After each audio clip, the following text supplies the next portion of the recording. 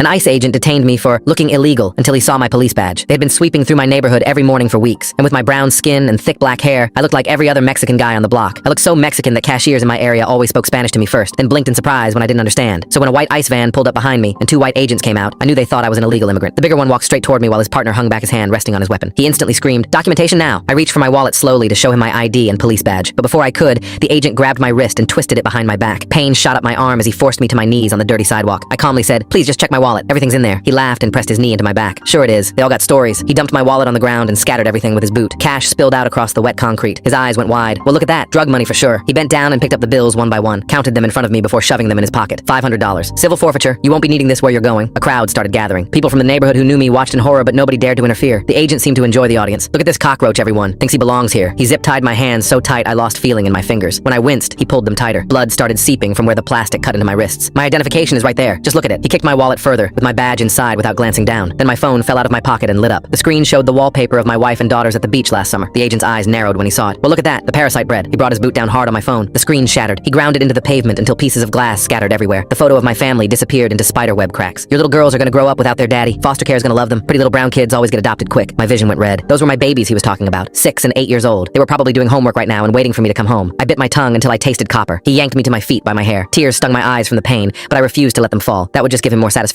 "You know what we call this? Pest control." His partner finally spoke up from the van. "Yo, maybe we should check his ID." He spun around. "You going soft on me? This is the 5th one today. Load it up with the others." He turned back to me and leaned in close. His breath smelled like cigarettes and hatred. "Your wife's probably illegal too. We'll find her next. I'll give her a fun time, then send my sloppy seconds to you. I love me a Latina body." He dragged me toward the van by my bound wrists. My shoulders screamed in protest from the angle. There were witnesses everywhere, but he didn't care. He was untouchable and he knew it. "Get a good look, everyone. This parasite thought he could pretend to be American. Thought he could fool us with his fake papers and his lies." He shoved me against the van and pressed his forearm against my throat. Black spots danced in my vision. "You're gonna disappear into the system, months before anyone even knows where you went. Maybe years. Maybe you'll get lucky and they'll dump you over the border in a few weeks." My destroyed phone started ringing from the ground. The agent released my throat and picked up the cracked device. Somehow it still worked. He answered with a smirk. "Juan's phone. He can't come to the phone right now. He's being deported." I heard my captain's voice through the speaker. He was very loud and angry, saying there was an emergency and he needed his sergeant right now. The color drained from his face. He looked at me, then at the badge on the ground, then back at me. His partner had already picked up my badge and was staring at it like it might bite him. "Bro, he's a cop. He's a real cop." He dropped my phone. His hands shook as he fumbled for his knife to cut the zip ties. I didn't move. "I'm sorry. This is a misunderstanding. We can..." Before he could finish his sentence, I told him to call his supervisor and that he should have known better. 20 minutes later, his supervisor showed up. She took one look at me and closed her eyes like she was praying. She knew me. We worked on a joint task force 6 months ago. Both officers got suspended that day. The investigation moved fast. Turns out I wasn't his first mistake, just his first documented one with witnesses and video. The $500 in his pocket upgraded his charges to felony theft on top of the civil rights violations. 6 months later, I testified at his trial. He got 18 months in federal prison for deprivation of rights under color of law and grand theft. Had to resign his law enforcement certification too. No more badge for him ever again. He called me a cockroach. But in federal prison, he will learn what it really meant to be treated like one.